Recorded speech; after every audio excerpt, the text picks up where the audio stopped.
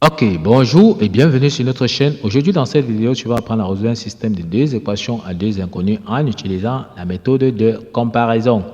Nous avons dans notre système d'équations qui est x plus y est égal à 9, x moins y est égal à 3 que nous allons résoudre en utilisant la méthode de combinaison. Donc, dans un premier temps, il va falloir numéroter ces équations. Donc, la première équation, on va appeler équation 1, la deuxième, on va appeler équation 2. Le principe de la méthode consiste à tirer une des variables, par exemple x, dans l'équation 1 et venir dans l'équation 2 tirer la même variable. Ensuite, et faire l'égalité entre les deux variables qu'on a tirées. Ok, pour bien comprendre ceci, si nous prenons par exemple l'équation 1, on va tirer x. Après, nous allons prendre l'équation 2, nous allons aussi tirer la même variable x. Donc, si nous prenons l'équation 1 qui est x plus y est égal à 9, on va tirer dans la variable x comme nous avons dit. Donc x sera donc égal à 9. Le plus y ici traverse l'égalité pour aller à droite. En changeant de signe, ça devient moins y. Donc x est égal à 9 moins y.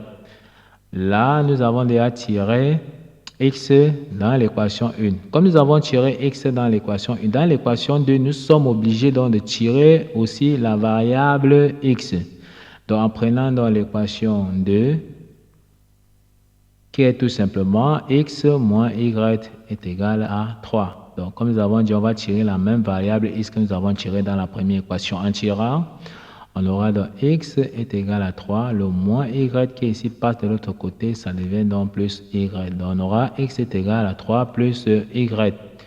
X sera donc, on va donc continuer comment? Ici, on a déjà tiré donc la variable x dans l'équation 2 et on a aussi tiré la même variable x dans l'équation 1. Tout ce qu'on a fait, c'est dire x de l'équation 1 est égal à x de l'équation 2. Donc, c'est ça la comparaison. On compare donc les deux valeurs.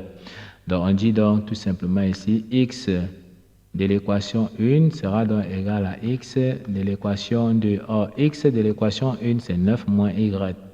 Donc, on remplace ici, on aura 9 moins y sera donc égal à x de l'équation 2. Or, x de l'équation 2, c'est 3 plus y. Donc, on met ici tout simplement 3 plus y. Tout ce qu'on a fait maintenant, c'est de tirer dans le y.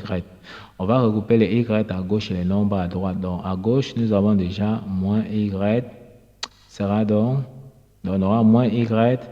Le plus y qui est ici traverse donc l'égalité pour aller à gauche. Ça va devenir moins y. On aura moins y sera tout simplement donc égal.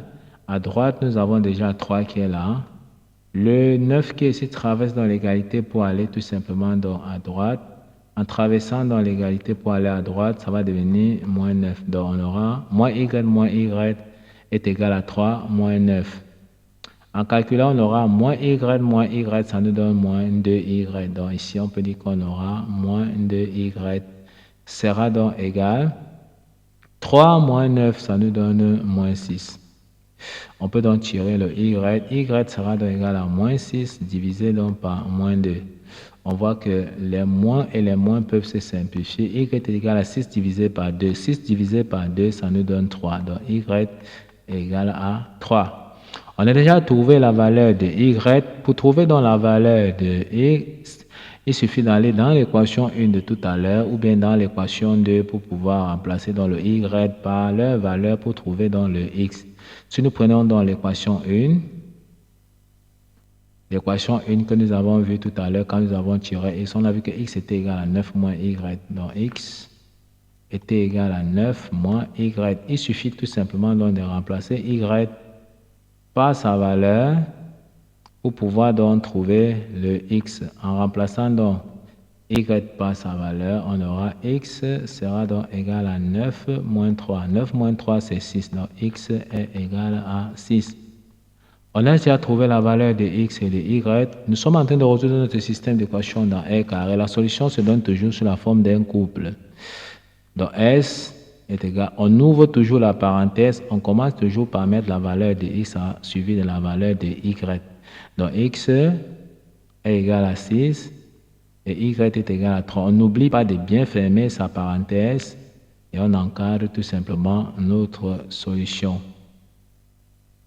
Ne pas oublier de passer à l'étape